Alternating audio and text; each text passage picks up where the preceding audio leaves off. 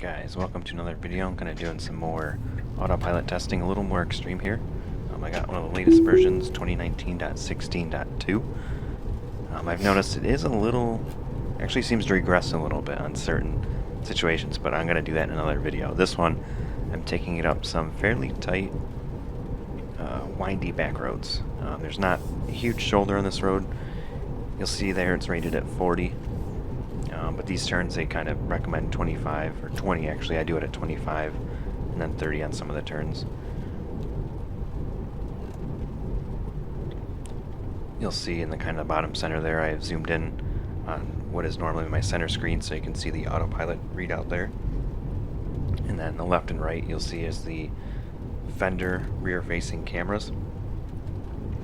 The one on your left side is my driver's side. Right side's passenger side, so you kind of have like the same driver's perspective as if you were looking backwards, so it's kind of on the same side. And I also put tape on the wheel so you can kind of see how much autopilot's turning the wheel. The first two turns there, they did pretty good. These are fairly sharp as well. As you can see, there's not really much of a shoulder either. It stays within the lines. Actually does those quite smoothly, considering they might not show up as well on the GoPro here, but they are quite tight turns.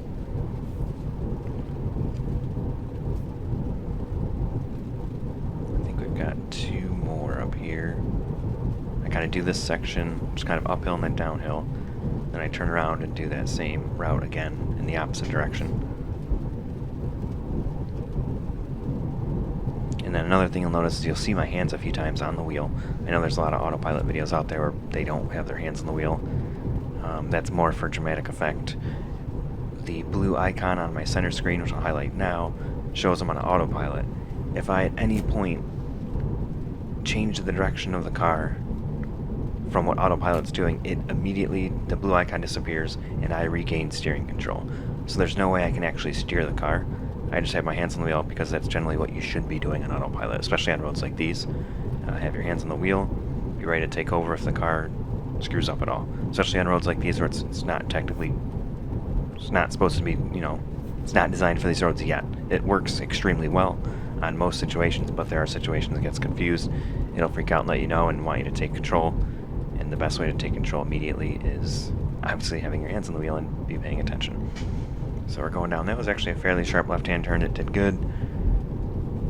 Up here, I think I've got another turn, and then kind of up here a little farther, we're going to have two turns, two right-handers. They're actually really quite tight turns. Not this one, but I believe it's after. So this one's not bad. You can do it at 35. These next two are very tight, and they're kind of hill cresting turns a little bit. This one goes up, and the other one kind of crests to the right, and has a weird intersection with no lane lines right after. So let's see how it does here. I just let it try it at 30, even though I probably wouldn't even drive that turn at 30. I probably would have personally done 25.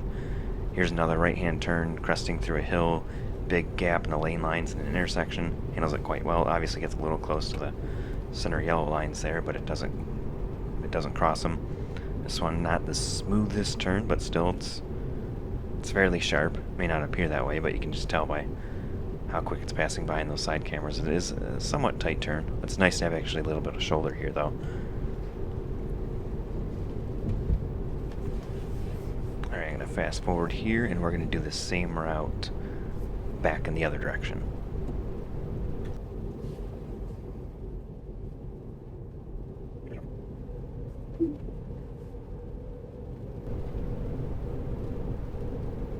Alright, we are now beginning this same route except in the opposite direction now. So we're going to have these two tight turns. This first one's going to be a left, and it kind of crests downwards, and it's got that weird intersection. We'll see how it handles that. Left it to try it at 30. Does pretty good there. We go through this intersection. We've got the other turn here. Does that quite well. You can see it doesn't cross the white line, so it stayed well within the lanes. Brought down to 25. This turn is fairly tight, and it actually hugs the line, and then you'll see it gets confused and thinks this is the right lane. And then I take over and bring it back over in control. I could actually, while we were doing that turn, I could see way to the left ahead, so I knew there was no cars coming, or else I would have immediately not let it even try that. So I knew the road was empty. and I let it do what it did just to see if it was actually gonna cross the line. Because sometimes it'll make weird movements where it's like you might think it's gonna cross the line, but then it bounces back and doesn't. That way, that one I saw the road was clear, so I wanted to see what it would do, and it kind of failed that one. But it was kind of a weird sloping angle, and for some reason Autopilot got confused. I'll be curious to retest that in the next update to see if it does the same thing, because I've noticed with this most recent update, it does do some weird things in other situations where it thinks like a turn lane's the lane I'm in and switches into the turn lane. I'm trying to get video clips of those to do later. Which, Autopilot has regressed in the past, and then it usually gets fixed in a subsequent update, usually right after. This is a sharp cresting left turn here. Does good there. Gets close to the white line, doesn't cross it.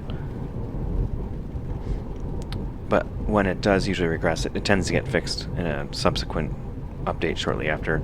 I'd imagine it's some sort of code change they make that fixes something somewhere else that I may not have dealt with before, and then that same change kind of causes something in my current driving situation that it then acts a little different, which is why, especially in doing back roads, I keep my hands on the wheel, because you don't really know what it's going to do on these roads. If there's ever cars nearby, I always have my hands on the wheel in case it gets confused. I've never really had it cross white lines on straight roads like this. It's only been weird turns, but still, if you don't have your hands on the wheel, you can't react. Alright, now I've got some tight turns here.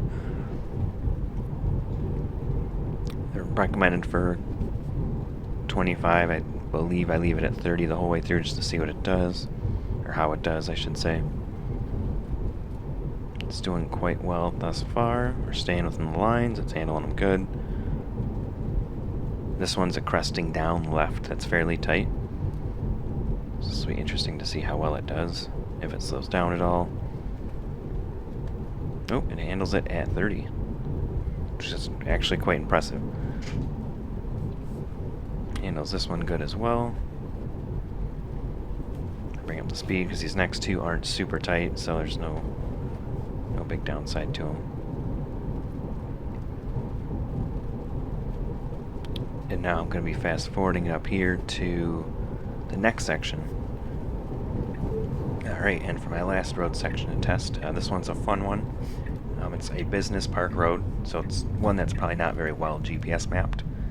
And it's got a center yellow line, as you can see, but it doesn't have an outer white line, just the curb. I turn off here, obviously, because I see these trucking workers, I go by them. And then I'm going to enable it, and we're going to see how it does. So it doesn't have a speed limit map to the road. Even when I've tried to use my navigation to go through the business park, it usually doesn't route me through here. So I'm pretty sure it's not very well mapped in the system, so it's a test of Autopilot functioning off just its ability to function on the cameras and what it's seeing. Most likely. There's probably some sort of GPS mapping, but it's probably not detailed or good. These two turns up here are probably the two hardest. They're two left-handers that make almost like a 180. It's cresting uphill. I would normally take this around 25. Does quite good. Not the smoothest on the steering wheel, but still not bad. There's gaps in the lines there. It's still doing fine. Didn't try and cross in the other lane or anything like that, so that's good. Now up here, we're going to notice my center screen camera, or the camera had actually died, but we've got a left turn here, and then I think a right, and then the next one, a nice gap in the lines too, and it does this fine. But the next one coming up is going to be nice because it's cresting left downhill through an intersection without any center line. And you'll see does that actually very quite well. It didn't really touch the curbs at all. It did kind of a last minute turn, but it still handled that very well. I'm going to retry these roads in future updates, kind of do a follow-up video. Then I'm going to try and find some, see if there's any improvements, and I'm also going to try and find some better roads as well. So that's it for now. Any questions, leave a comment. And feel free to subscribe if you want more videos, and throw out any ideas for types of situations you'd like to see that you would like me to test. Thank you.